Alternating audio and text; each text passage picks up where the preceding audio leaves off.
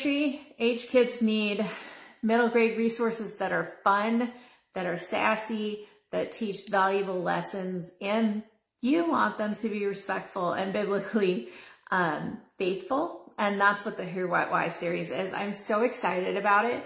It's the perfect resource to teach your kids about history while helping them apply biblical truths to their own lives. Let's talk about the resurrection set in the Who, What, Why series. So the New Testament in the Bible, we don't always think of it as history. Like when we think of Christian history, we don't always think of biblical history as the same thing, but it is. It is the history of our family.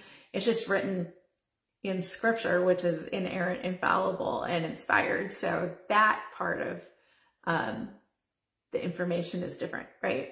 So the New Testament in the Bible covers important history from the incarnation of Jesus through the letters of the apostles, and Jesus, who is God the Son, became fully God and fully human. He taught us how to live for his glory, and then he took the punishment of all believers on himself on the cross. He died, he was buried, and he rose from the dead, and then he ascended to heaven.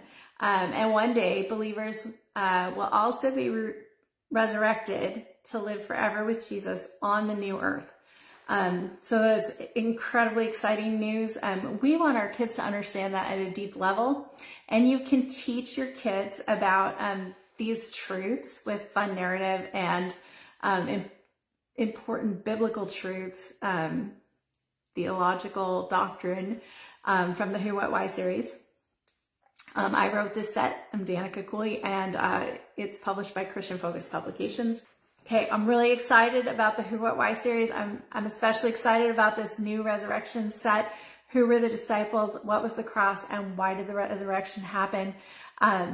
So go grab them today. We have black books to go with those over at thinkingkidspress.com. Those are free. The books are great, and they're available all over the world.